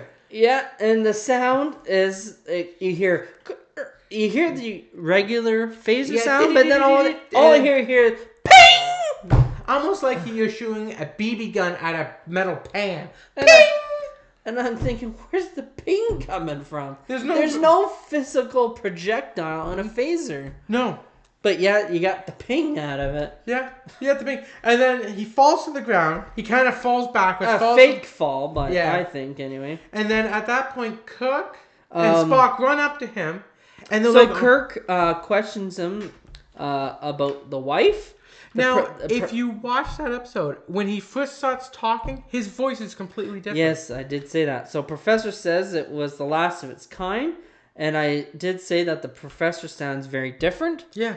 Apparently, when you get phasered, your voice changes. Because I originally thought when his voice was changing, I thought, oh, is he one of them? Is he one of the aliens that have taken over and that's their real voice? You would have thought so. But as he's talking, his voice goes back to normal. Yeah. Eventually, as he talks, he goes back to his normal voice. Yes. So, there was once millions of these creatures now. Now there's only one. They die because there's no salt. And the way the professor keeps talking about his wife, Spock does come to the conclusion that he keeps talking to his wife in a past tense. So the professor says that his wife died about 1 or 2 years ago. She's buried on a hilltop or whatever. Where she died. So Kirk calls a ship. Mm-hmm. The creature can take any shape, so now they know that. Yep. So they're telling the ship, which is good. Not but that they I can- already said you already know that because when you found Green's body on the planet That is true. and he beamed up with it, you should have already known. Oh, there's the real body. We know he went Who up. came up with us? Yeah, That wasn't Green. It couldn't have been Green. yeah. Not unless he magically came back to life, beamed up with you, and then magically disappeared and landed back on the planet. What did he do? So- Jump out an airlock? They should have already known that it was taking form. So now that they've reiterated that it can, And the crew have now gone, hey, you know what? That's actually so very Kirk calls for now a GQ4. true. Yes. So it's obviously higher in number, and I'm thinking, is this more secure or better than? It must be. It must be, because you're not gonna obviously go to a weaker security. You must be going stronger. But I don't know how. Everybody was already moving kind of fast, and I'm assuming they were going to their quarters. I hope. I would assume so. So what could possibly be more stronger than that? Well, if you notice, I think that level 4 was they were posted security guards at certain points. I Maybe. think 4 does that. It goes, okay, we need security guards at the entrance to engineering. We need security Okay. guards at certain points here and there. Okay. I'm thinking. Okay, I could go with that. So Kirk calls to beam up. Yep. The 3 Um, of them. Him, Spock, and the husband. Yeah, so we do another ship flyby. Oh, yeah. Now we do a captain's log continuing. Yeah. We've never heard of continuing. No, this we've is the heard first continuing. we've heard additional. We've heard one with star dates. This is the first continuing. Mm. Now he's saying the creature can take on form, and the ship is invaded. Yes. So we go to the ship conference room. Hmm. So Uhura says that she checked every face and didn't find them. Yeah. And I'm thinking, If you can they shapeshift. they didn't say it in this episode, but in episodes in the future, they're gonna say there's like 300 people on the ship. Yeah, they were It crammed in like sardines. It's gonna take you hours to check every single face, whether you go to their quarters individually or you check through a computer. Yeah. And if it's shape-shifting, it can take the form of somebody. So I said it's gonna take you very many hours. Yeah. Obviously, time you do not have. Yeah. So Rand is asked about Green. So we know about Salt and Green, and why are we going back on that? Who knows? Just to make sure people are not stupid enough to Apparently. go. Oh, I forgot about that. And he's trying. Spock says there's Salt set up as traps, but nothing has gotten to them. Now, the whole time Yet. they're doing this in this room, McCoy, or I should say the alien who is McCoy, is listening to this. So he knows. There's Salt laid out. If I go for it, Yeah. I'm going to get caught. So Kirk asks McCoy for a report. When he doesn't answer, when he doesn't answer, shouldn't we be questioning it or worried about him? You would think. So he says it again, and then that's when McCoy goes, "Oh, what?"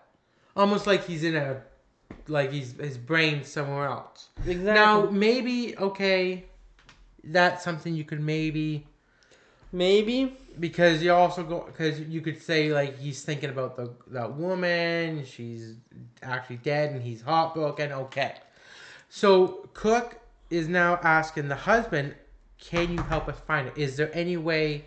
So McCoy eventually says that it isn't dangerous. And I said, well, we definitely should be worried about It's McCoy killed now at least- because with Spock's questions, because Spock questions his report Yeah. saying, well, It's it's already killed 4. 1, 2, 4?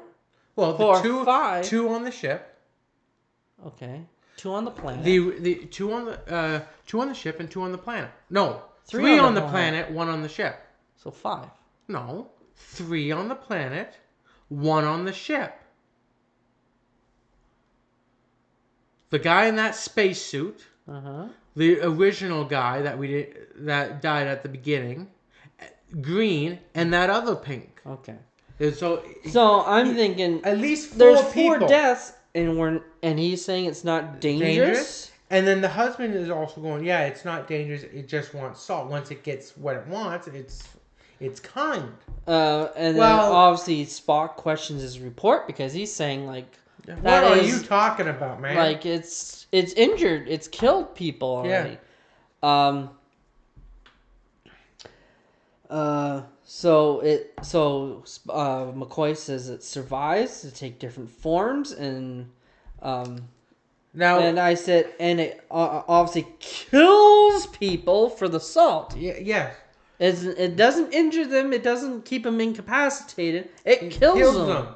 Now, I will admit, the creature probably originally didn't intend to kill people for the salt, because it probably was able to nourish itself through salt pills or on the planet when the planet had natural salt. It didn't have to kill. Now, but it's a life. It's kind of, it's now at the point where it's going, I have to survive. Yeah. In order for me to survive, I have to have salt, and I don't care how I'm going to get it. Yeah. I want it. So after that, Sulu is on the screen there in the middle of the desk. Yep. He reports that weapons are locked away. Yep. And I was thinking, it doesn't need a weapon. It is the weapon. Yeah, it's the weapon. It's able to suck salt and it can kill you by just touching you. Yeah. So it's never gone after a weapon. So why secure it? Well, that would not be my first thing to be going to secure. My first thing would be secure the salt. Or secure the people in secure areas. Yeah. Because that's where it's obviously going to try and kill. So Kirk asks the professor if he can recognize it, and threatens the professor with his skin and charges. Yeah. He says, "I can forego the charges, but I'll go after your skin if you don't help us." So he's really threatening this guy. Yeah, this is the first time I think I've heard Kirk actually threaten somebody, saying like, "I will hurt you." Like, one way or another, you're gonna help me, or I'm gonna get my hands on you. Yes. So Kirk thinks the professor is soft. Because the professor is saying like, it's the last of its kind. It deserves to live, and in many ways that's what Starfleet is. And I'm thinking, isn't that what Starfleet is all about? The Federation and Starfleet is there to protect people, species, and life forms, searching for new life forms. Yes. It's not going out there saying, "Here's a new life form. Let's kill it." This isn't the Terran Empire. So apparently, that hasn't quite caught on yet. Kirk apparently forgot about that part.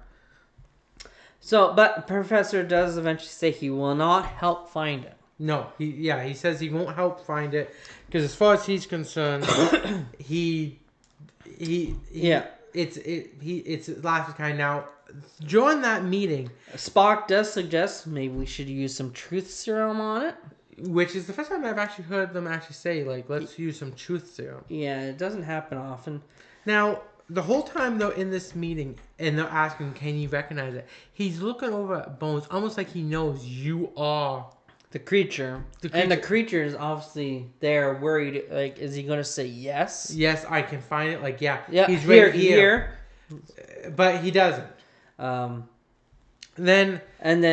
So obviously once Spock suggests a truth serum, they ask McCoy, like, will you administrate it? And he says, I don't really like using it, but I think in this case, it's actually the first time that he actually acted more like McCoy than the alien. Saying that yes, we'll use it. So really Spock follows McCoy out. Yes. In the hall, Kirk apparently jogs to the dispensary. That's what they call it, the dispensary. Oh. Not sick bay, but the dispensary. They find Spock. And at first I thought he was unconscious, but he was just injured. Yes. Spock was suspicious. He was suspicious, so he didn't say anything. No, he was suspicious of McCoy, but he didn't say anything, which I find very odd. Why wouldn't you have said... Jim. Well, he called even if he Captain, or I'm gonna go with them there. I have a suspicion. And kind of wink or nudge, kind of make Kirk go, okay. There's and then they find the professor dead in the other room with the red rings. There aren't any on him. Yes, there is. No, there wasn't. I'm pretty sure. No, he was clean, but he was dead. No, I'm pretty sure. No, there were. I'm pretty positive there were no red rings on him from when we watched it. We may have to watch it again. We may have to, but as far as I know, I did not see. Because I wrote that there was red rings. And I'm pretty sure there was. I don't think there was. So anyway, they see him dead. Whether he had red rings or not, he's dead. But they don't even like check his pulse. They just look in there. And Yeah, like, he's dead. And then Kirk walks over to Spock And goes, says, "Why "Why not-" are you dead?" And he goes, "Well, because I was born on a different planet, on different oceans. My blood cells are different, so I'm assuming he doesn't have salt, or maybe a different salt, salt that the creature doesn't like, or he doesn't have salt at all, or just his natural body is resistant to who knows." Which Spock, if you watch in certain episodes and certain things, his body is able to withstand a lot more than what the human body can. Yes. So after that, we go to back to McCoy's quarters. Yeah, because the alien McCoy walks in. The real McCoy is still sleeping.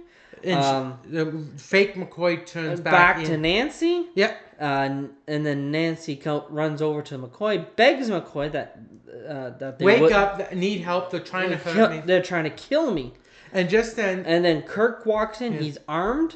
McCoy won't move aside because he says move aside so we can shoot the creature. And McCoy's still seeing her as the love of his love. So he's like, "Are you crazy? Are you mad? No, no, no." So Kirk and McCoy scuffle. Yep. And the alien takes the salt tablets because Kirk was trying to lure the creature out. Almost like a dog, because he was like, come on, come and get him. Almost come on, fetch. Almost like a dog, like you would say, come on, come and get the stick. And he's got the phaser up, he's got the salt, and the creature's trying to move towards it. Kirk's moving away. McCoy's staying between them because he's not sure. I noticed that Kirk is kind of backing himself into a corner. Yes. So if anything were to happen, there's nowhere for him to go. Well, I think for most part, remember, Kirk was a fighter.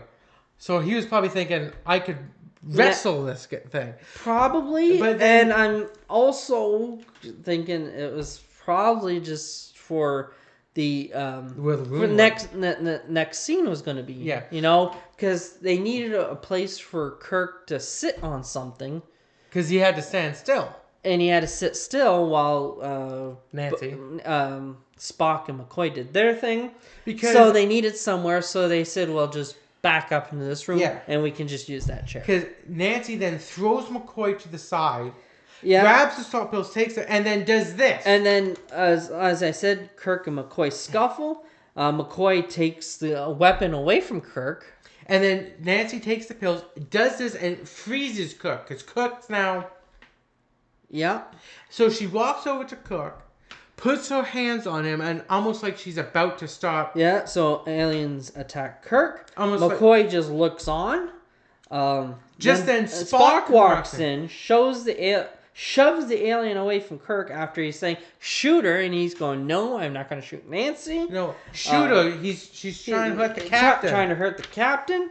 Or kill the captain, whatever he said. So Spock starts to double fist in her. He's got it, and he's going, "Nancy, take this," and she's going, "Doot, doot." And he's literally saying, "Can Nancy do that? Can Nancy take this?" And now, if you don't know, in the TV show Star Trek, Vulcans are supposed to be stronger than humans. Superior in almost every way when it comes to a human. If you watch some shows with Vulcans and they're fighting a human, a Vulcan can literally stand there and go and then grab a human with one arm and throw them to the other end of a room. Like, they are superior in almost every way. They got superior strength. That's now he's hitting her two-fisted, and you can see on his face he's trying. He's hail marrying every fist onto her, and she's just like, okay, whatever. So as he's trying to hit her, Spock is saying, like, shoot her. He still won't shoot her. And Spock's going, no, don't do that. Like, don't hit her. Yeah, so... And she, with one arm... shoves him, Spock, back into a bookshelf. Like it was nothing. And he falls to the floor. And I'm kind of wondering, like, in the future, they still have books. Hey. Everything is supposed to be on computers. Like, even today, most books are on Well, computers. hey, look at TNG. Oh, yeah. He said red bucks. Yeah. So he That's threw true. it and he goes, "Can is that really Nancy?" Yeah, And so McCoy, so then, Can Nancy do that? And Bones goes, so "No." Spock questions, is that Nancy, Doctor? And he goes, "No." And he's looking at her as she's walking towards Kirk again. And he's looking at her now, and he's now realizing, like, she threw Spock off like he was nothing. And Bones knows Spock is not an easy guy to... Exactly. So he's starting to realize that this is not Nancy. This is not Nancy. Nancy can't throw Spock around like or shouldn't be able to. Like a rag doll. So, and Kirk is just sitting there. You can see him sitting in the chair. He's frozen. It paralyzes him. Now, I said he may be paralyzed because I was thinking, well, why doesn't he get up and start fighting? Yeah. Again? But he's paralyzed. I'm assuming he is. So Nancy turns back To Cook? Turns into her true form, alien. And looks at Bones. And that's when he really sees that this is not Nancy. No. And then the creature puts its hands on Kirk's face. And Kirk starts screaming. And he starts screaming. And he gives out a scream that made me think to myself, he's in real pain. Like, that was not like a fake scream. That was a scream of fucking pain. Oh, yeah? Like, that was pain.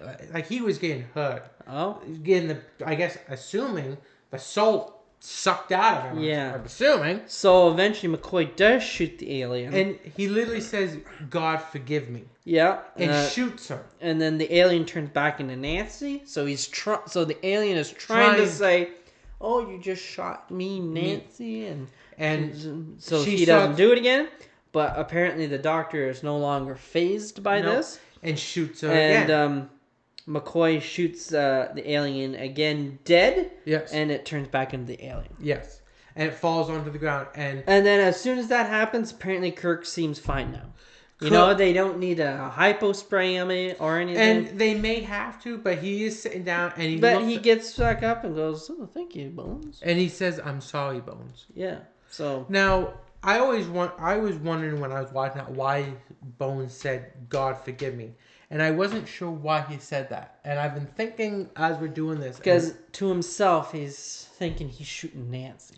Well, not just that. If you think about it, Bones is a doctor. If you think about it, through the entire series, he's not supposed to hurt. He's not supposed to hurt. Yeah, like if you think about it, this is, I think, the Hippocratic Oath. Yeah. You're supposed to help, not destroy. Exactly. And if you think about it, this is probably one, if not the only time Bones ever shot somebody. Generally, he was the healer. Yes. He fixed the wounds. He never inflicted the wounds. Like, this is like the first time I think I've ever seen Bones, I think, even hold a phaser. To be perfectly honest. Definitely the first time. He maybe had a phaser on him, but... Well, he does take phasers, and I think he shoots again, but this is the first time, yes. Yes. And like I said, he's a doctor. Doctors don't kill. Or aren't supposed to. No, they are there to heal. So after that, we go back to the bridge. The whole crew's there. So Spock walks around the bridge. Why he's taking a long way around? I have no idea. I'm thinking they just did it for time. And then Sulu says we're ready to leave orbit. Or Sulu says we're leaving orbit. Or can we leave orbit? And the captain is quiet. So you're thinking, oh, is there something wrong with the captain? Yeah, is there something wrong? You know. And then eventually Spock says, "Captain, are you all right?" And he goes, "I'm just thinking of the buffalo." Yeah, because or whatever. Yeah, he said no buffalo, and he says. And so he says, "Leave orbit, warp factor 1." Yeah. Now some might be saying, "What about the buffalo?" Well, in the show. Apparently in the future there are no buffalo. Yeah, there's no buffalo. There's some extinct animals, and the scientist, the husband, was like, it's like the buffalo. This creature's like the buffalo. There were millions of them, and then they went extinct. Yes. Now, or there's very few of them. Like even to this day, there are very few of them. They almost did go extinct because of us.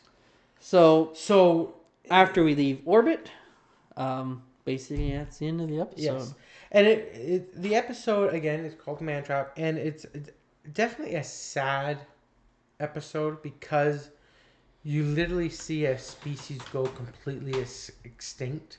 Yes, they basically just wiped out an entire series, Yep. or not series, entire species. Yes. Um, And unfortunately, it's not like they really want it to. Like, I don't think they want it to end a species, but they also had to go, it's killing people. yeah. And I find that very heartbreaking that a species is now no longer around. Yeah. And it's not like, and I don't think this creature wanted to kill people. I think it was just doing it because To survive. To survive, it had no choice. It wasn't like it could go to another planet. It didn't have a way to get to another planet for salt. Yeah. So it was kind of sad, especially when they mentioned like the buffalo and all that. Like I've read enough history and all that to know like we almost extinct that creature. Yeah. And this was kind of the same thing. It went extinct. Yes. It's a very interesting way to start a series. It is. Like there wasn't a lot of Now, granted, you always want to hook your fans on the first episode. the audience. You and know, all that. so you Yes. want action packs, you Yeah. want explosions. That's actually a very good point. This But one there wasn't to a lot of action. Not really, Like but in 60s terms, it was probably about as action packed as you're probably going to get. Especially when you got a second pilot and you may not have gotten as much money as from the first. that's true. So they probably could. That's Now- probably why they couldn't do too much ship Now fighting. Yeah. Now fortunately, as they go on in the series, you do get episodes where there's more fighting, more shooting, Yeah. and all that. But this episode, I think, really tried to show What the show was going to be what about. the show was going to be about. The only thing is, I didn't really like about it is that you're starting off the series wiping out a species. Yeah, that's the one downside. So you get to see that there's going to be humor. Yep. You're going to see there's going to be some action. And you can see that with like Spock, Bones, and the captain, there is a trio friendship between them. Like Yes. they don't like Ryan said when Spock pointed and Cook just nodded and went away. They didn't need to say, okay, I'm gonna go over there, I'm gonna hide out, you let me know. They just get the point and they were like, we know each other well enough to go. But as Okay. us as the viewers, we don't know these three assholes from from our neighbors. Exactly. But So- but But they know it, but yet they couldn't say, okay, I'm going to go up there, you go over there, we're going to do this. we're going to do that. We didn't get to see that, but they're also showing that they've been around each other long enough that they don't need to do that. Need to do that. They just have to point and go, okay, that's what we're going to do, and all that. And they'll go off and do their thing, and they know, I'm going to be here. You can shoot. I'm going to be out of the way. So, yeah. But you're right. You see that, but then you also see they ended a species. So you also have to think: is this show going to be about ending every species in the galaxy? And yeah, are they just going to go around and just kill people instead of try to help them? So because in some ways, this episode you could have changed it to they captured the creature and they take it to another planet where there's salt and it can survive or something. Or Who knows? Or they left it there on the planet and they said, we'll, with your husband, and we'll drop off salt every 6 months Or whatever. for you guys. And they go, okay, yeah, we'll live happily here.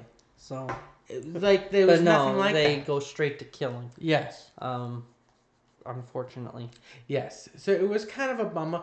But I do have to admit, for never watching this series ever, that wasn't a bad episode. I kind of enjoyed it. So what did you think of this episode? I kind of enjoyed it, actually. Did you? I did. I'm curious to see what episode 2 will be about. Yes. But you could definitely So say... the next episode is called X Charlie, or Charlie X, sorry. Oh, okay. Which is going to be interesting. So you did enjoy it, It eh? wa- it Even wa- though there was no space fighting or... I'll grant you. It could have used a little more action, Hmm. but it wasn't a bad episode. I enjoyed it. It wasn't too bad. Yeah. I'd take this over the motion picture movie. Think so? Oh, the motion picture movie was fucking terrible. Mm, I used to think the same thing. It has slowly grown on me. Oh, I'd rather stick this in my eye than watch the motion picture movie. Wow.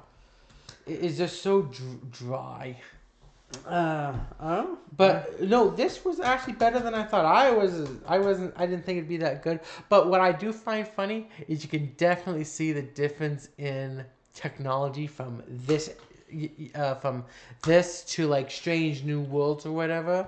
You can definitely see the technology has leaps and bounds Yeah. changed. But you can also definitely see where some of our current technology came from there. Yes. Like the flip communicator, Yeah. flip phone. Yes. That came from that. That's definitely. Where- Let's face it, who here hasn't seen someone with a flip phone or something and haven't done the sound of and wanted to go, Captain Clog, start 8. Yeah. Or computers in every room. That is true. There's Remember, in the 60s, you didn't have cell phones. No. And home computers were not a thing. No. Computers were owned by like NASA. Or it was in a company. Yeah, but you had to have like a room the size of a football field to run it all. To go, there's one, like you don't even, that's not even a gigabyte. That's only like a couple of kilobytes. Kilobytes. While today, you could get something this size, and you can get a couple terabytes. Yeah, you got 2 I got a portable hard drive that's probably no bigger than this, and it's a 2 terabyte hard drive, portable hard drive. So you can definitely see where a lot of technology we have today we take for granted came from Star Trek. Yes. Unfortunately, we don't have transporters. No, and we don't have unfortunately, we don't have warp drive or dilithium. I don't think so. Or a holodeck. A holodeck would be actually badass. But technically, they don't have a holodeck in the original series. Apparently they did if you watch the animated series. Yeah, if you watch the animated series, which was... Or you watch Strange New Worlds, where it shows that they had one installed. Yeah, but they had to take it out because it didn't work properly. So, anyway. But yeah, you can definitely see how the technology has changed. But I have to admit, this was actually better than I thought to watch. Oh, yeah? I did. I quite enjoyed it.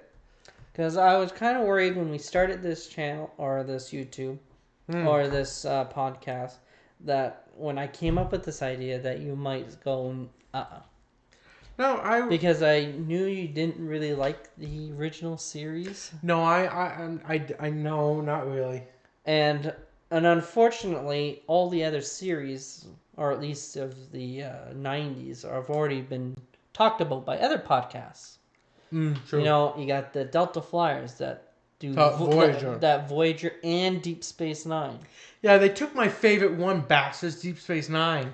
And then you got the Decon Chamber, I think, podcast, and they do Enterprise. Oh, the original. Based on before this. Yes, and then you got another podcast that doesn't have any of the actors in it. But you do see shorts of them on YouTube every so often, or at least I do, and they do TNG. Oh, thank God! we don't have to do TNG. Well, I was wondering if after we're done Tossed, we go into TNG. No. No. In fact, after this, I'd say we go to the Enterprise with Archer. Think so? Yeah, I have to admit the Archer one is actually pretty good. I enjoy the Archer one. That one really makes me feel like it's really a strange new world. Like it's literally them just going out into space. They know nothing. They have nothing. They don't know the first thing of what they're fucking doing. Hmm. They literally space dock with the ships not fully finished. Yeah.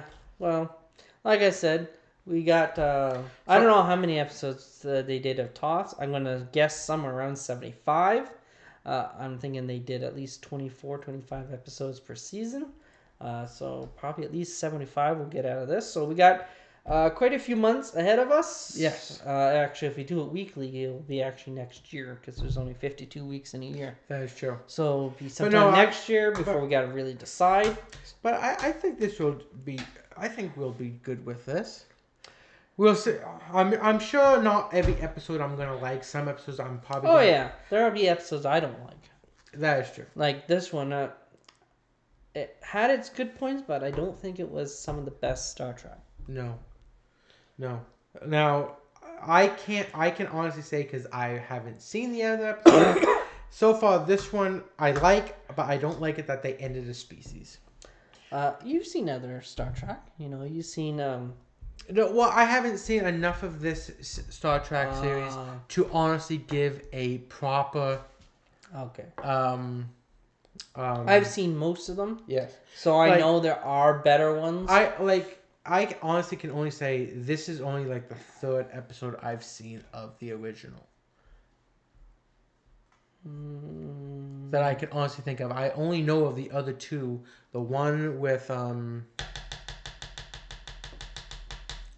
Khan. And I'm not sure what the other one's called, but it's when they go against Romulans. Oh yeah. Well, you've seen the one where they become Chicago gangsters there. Oh yeah, I forgot about that. 4. Yeah. But anyway, we'll get to those episodes when they later. come out. So, but yeah, I don't think it was the best Star Trek. No. I think there was other episodes that could have probably done better. Yeah. But anyway, this is what they started with. And we'll see how it ends. Yeah, we'll see what the next. So the next episode is called Charlie X. And we will obviously watch and do the same thing. We will just watch it and then discuss the entire episode. Go through scene by scene and see what you guys, the viewers, think of it and what we think of it. Yes. So far, it's on a roll of being good, and we'll see if it continues on or if it goes downhill. Yes. So like, share, comment, subscribe to this new podcast so you can get all our new episodes. Yep. I do believe we will try and release these weekly. We're going to try to, as you've probably noticed on some of our other channels, we have been lacking. That's mostly because we, in some ways, we're just kind of overwhelmed because we got so many things we're trying to do. So, anyway. So we're going to do our best. So, yeah. So, like, share, comment, subscribe, and hopefully hopefully you guys enjoy these, and we'll hopefully hear from you guys later. Thank you. Bye. Bye.